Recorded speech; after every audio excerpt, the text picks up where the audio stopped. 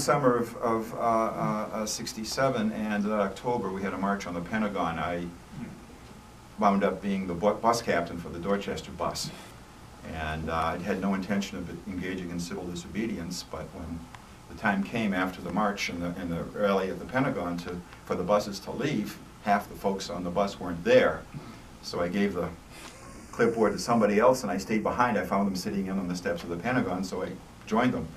So we had a couple of days later, we all got arrested, about 678 people. I had Father Dan Berrigan in the next bunk to me there, so it was a tremendous experience. And somebody had a transistor radio, and we heard LBJ basically lying about the violence of the nonviolent demonstrators. So I was definitely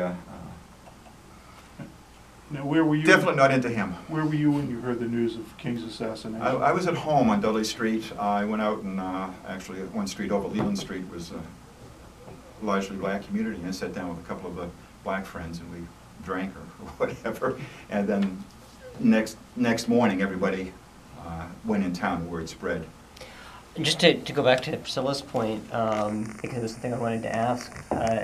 I'm curious how living in a community that was so racially homogenous and not having personal experience with African Americans colored your understanding of the civil rights movement and what they were struggling for. I mean, obviously you became very involved with it, but I had a number of Jamaican brothers in the Jesuits. Oh, okay. The New England province had Jamaica and Iraq, as Iraq was already lost, but of African and of Chinese descent who were Jamaican. So I, in a sense, grew up with that kind of diversity. So it was not strange. I think to your point, Priscilla, we remember where we were when Kennedy was killed. I remember where I was when Bobby Kennedy was killed. But we don't, I don't remember where I was when Martin Luther King, because I don't want to say that it didn't mean that much to us, but it was just a little more foreign to us. Yeah. Yeah. Well, I think too, again, the lack of diversity. It Sounds like Portuguese personally, name. I mean, personally, Yeah. my They were very dad dark. was Except of the, he fought in the World War. We were Jewish heritage.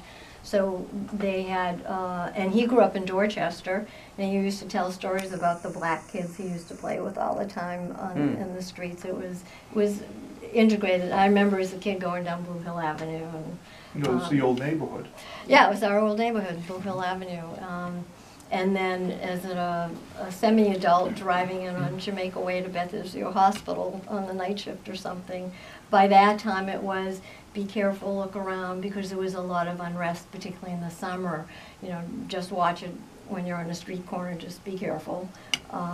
There was sort of that bias that, because there was a lot of violence back then. There was some attacks on people and cars as you went through there. So I wasn't frightened. I was just like now. I mean, I work with rape victims and domestic violence victims. So anything can happen to anybody, anywhere. It's one of those sad facts of life.